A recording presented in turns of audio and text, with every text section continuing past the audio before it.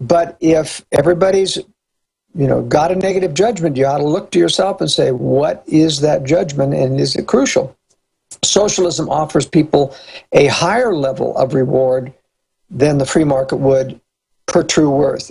A uniform level, which is a denial of people's ability to judge, to have to give people uniform value for differing worth. I know that's a little philosophical, but that's really the basis. People well, also, I agree with you, but look at how the so-called left, the totalitarian left, will say never judge us. In fact, they call it censorship. If you disagree with them, that's now censorship. No, censorship is shutting them down, blocking them, but then all they do is judge all day and take the moral high ground on a high horse, telling us how to think. I mean, it's just so bankrupt. Indeed it is, Alex. It's hypocritical. It's a terrible violation of our particular rights. It's just like education. And unfortunately, conservatives have bought into this for years. They've caused their own problems. In public education, all education should be competing because all education has values. It is completely inappropriate for even the majority to impose a Christian education or an evolutionary education or any type of specific education on other people. All people in education ought to pay for the education they have. You can have public schools, but only the users of those schools ought to pay for it. And people ought not to be penalized for taking their dollars elsewhere, so they can choose a non-evolutionary education, or they can choose to have Christian values. They can choose to pray in school if they want.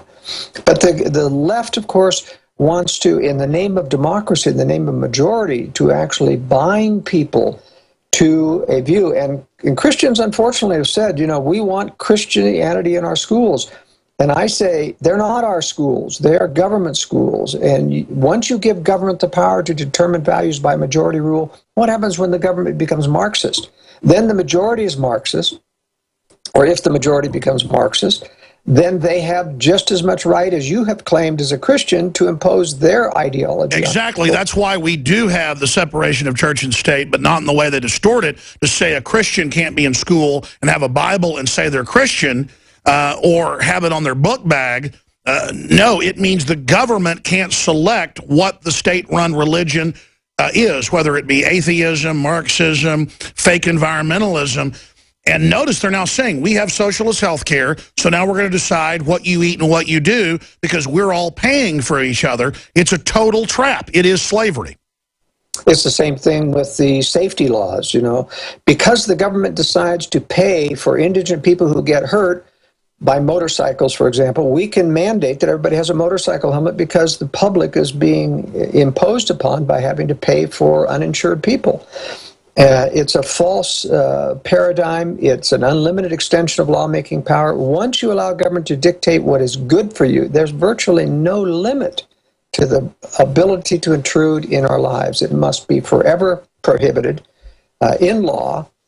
Of course, the Constitution is utterly disregarded nowadays by the courts. I want to get into some of the current issues with Joel Scalzo in a World Affairs Brief, one of the top privacy and security home builders, best-selling author, former Marine Corps fighter bomber pilot in the Vietnam era. Of course, his uncle was Cleon Skousen, he just joined us, the Naked Communist.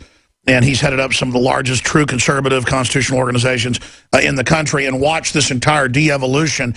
If I go back to the days of Barry Goldwater that talked just like you, or the days of Ronald Reagan when he was, a governor or running, he talked about the New World Order, Trilateral Commission, this plan. They then demonized it in Hollywood and movies and then made people think it didn't exist. And then now we see a reemergence, somewhat of an awakening, because they're now actually accelerating all this, and we see an outright demonization of the freedom movement, an attempt to cause civil unrest as the pretext to federalize police. We see power grabbing at an unprecedented level. I agree with you that it always takes longer than what people say. But at the same time, this massive turning up of the heat, ratcheting up. A, do you agree they're accelerating things? And then B, why do you think they're accelerating things so fast? Is it from a position of weakness or a position of strength? Well, clearly they are accelerating things. It's not relative to us as much as it is as people become acclimated to accepting the new agendas put forth by the media, such as non-discrimination, it opens a floodgate. And all of a sudden, as I predicted clear back in the 80s on that television program, I said, you ban discrimination based on race, and it's going to be next, based upon femininity. It's going to be weight control. It's going to be based upon sexual orientation. There's no limit to what they can start to do. So the acceleration really more is the fact that there is less resistance anymore because of the dumbing down of people. And boy, I'll tell you, it's an avalanche, but they still have a long way to go. And they still fear the revolt of the people if it becomes obvious to many more people than it is right now that there really is an actual conspiracy. And that's why they must denigrate conspiracy, because that is the key factor to waking up millions of people, is to realize there's a conspiracy in the media, in education, in all things. And that's why the media must silence all conspiracy believers and denigrate them openly. It's the key. It's not electing Republicans. The key is explain to people how very bad it is. Because if you don't realize it's premeditated, it's a long-term plan, none of it will make sense. But once you admit that, you could spend the rest of your life reading globalist documents, globalist books, globalist statements. The scary part is it's not even hidden. But so much of the public refuses to admit they're being conquered. And then you add to it that we're being conquered by very wicked people. I've said this hundreds of times, Joel.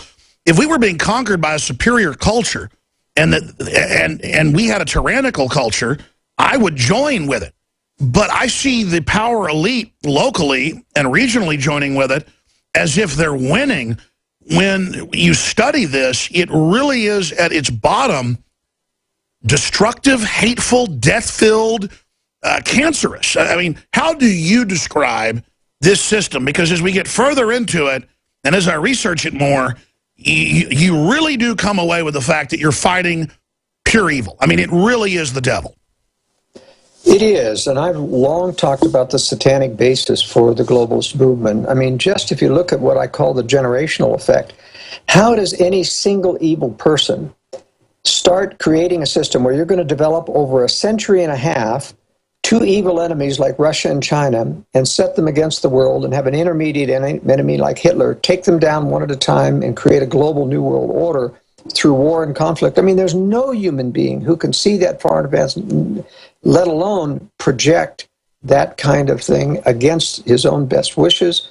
I mean, it has to be revelatory. It has to be satanic at its basis, just because of the long-term prognosis, the long-term plan and agenda that we see just going down like clockwork.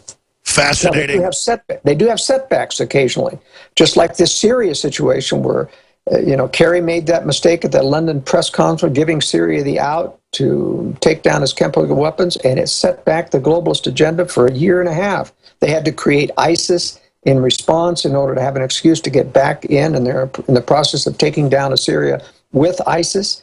I'm covering in the World Affairs Brief tomorrow, for example, how fellow fighter pilots like myself, modern ones, are complaining they're not allowed to attack actual people on the ground. Empty buildings, yes. In other words, this whole air attack against ISIS is false. So, Smokescreen, stay there. I want to come back and give you the floor on that. That'll lead us into geopolitical, all of it. How big a deal is that the Defense Intelligence document came out to Judicial Watch admitting 3 years ago that they were creating the al-Qaeda ISIS forces. But when we come back first, I want to get back with Joel Skousen, joelscousen.com, worldaffairsbrief.com, into when was it in your life when you came face-to-face in research, studying it, or did you have this moment like I had, when you realized, oh my gosh, it really is true, I believed it, but now I know it, there is a devil, you study it so much, you look at it, you know you're now looking at Satan, and it's chilling to really know it's all true, it is a spiritual battle, this planet is a test, it's so epic. Stay with us. Our guest, we're going to get into the al-Qaeda situation, the ISIS situation. You can pull up mainstream news articles that finally came out, thank God, where Defense Intelligence admitted they funded al-Qaeda groups out of Saudi Arabia and ISIS to topple Assad. That's all admitted. I mean, we've had the Tosh Plumlee whistleblowers and people on talking about the shipments. And believe me, the Justice Department starts calling us and showing up when we do these interviews. I mean, this is real. It's like Skousen always says, you got real whistleblowers, the feds show up. Well, guess what? They do. The only reason we're still on air is by the grace of God. I'm here to tell you, I know we have protection. And again, ladies and gentlemen, I grew up a Christian, but, you know, when you're a teenager and stuff, you have your doubts. But I always had a spiritual connection to God and had a lot of interesting experiences in my life, so I knew there was a spiritual realm. But studying this, getting deeply into it, looking at it, seeing how through different people and different institutions, there's the mystery of evil the Bible talks about, this manifestation. And the globalists hurt their own interest so they can hurt the planet, the genetic code of humans. The devil is against free will if you read the Bible.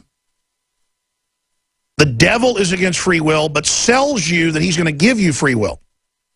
Well, no, the devil just gives you knowledge. I mean, they had knowledge in the Garden of Eden. They had knowledge. They weren't idiots. They had free will to eat the apple. It's just they didn't have knowledge of evil thought processes. For me to be able to understand evil and study it, you get into the mind of it. As Nietzsche said, look out when you look into the abyss, lest you become the abyss, or don't dance with the devil because you can become the devil. Let me tell you, studying this 25 years, getting close to it, having to get into the mindset of the system, it's, make sure you got a strong will. That's why I get angry and upset over the years, because I'm spiritually awake and aware. Doesn't mean I'm perfect. I'm a worldly, fleshly person like anybody else. It's very upsetting, though, to be awake and conscious and to know the enemy's there hurting people, and I'm like an animal struggling in a cage trying to get out. And I want everybody else to want to struggle with me to get out, because God gives us free will and all these blessings. You follow God's promises. I'm not trying to be a preacher, because they won't preach this now. They've been taken over, most major churches. You get blessed. The problem is you get so blessed, you become spoiled. So it's a paradox of free will. But at least my heart points towards God and justice. People that revel in evil, though, and I see the spirit spreading. Good is spreading, but evil is also spreading. And I'm afraid to say evil is spreading faster, as Joel Skousen said. Not even so much evil. It's like the grand delusion is here, the great delusion, where the people aren't there. They're in a trance. Joel Skousen, I'm going to shut up now, let you finish up with free will, the whole spiritual nature, because I think it's important to go to the bottom of the rabbit hole, then get into ISIS, Al-Qaeda, geopolitics, Soros-ing, World War III, the South China Sea. I want you to move around the world in the next 25 minutes or so before we end the hour. Joel Skousen. Well, speaking of on the spiritual process, I perhaps got most of my inclination about understanding things through the promptings of conscience. You know, people don't give enough attention to the workings of conscience in their mind, because it's actually very judgmental. One of the signs of false religion is this unconditional loving God, this non-judgmental. It's really Satan's voice infiltrating the church when they preach those doctrines. God, yes, he can love, and it's actually fairly conditional, even though he has an outstretched arm to people. But it's very judgmental. If you listen to conscience, there are warning signals, nervous feelings that you'll get when you're reading a news story telling you something's not quite right here.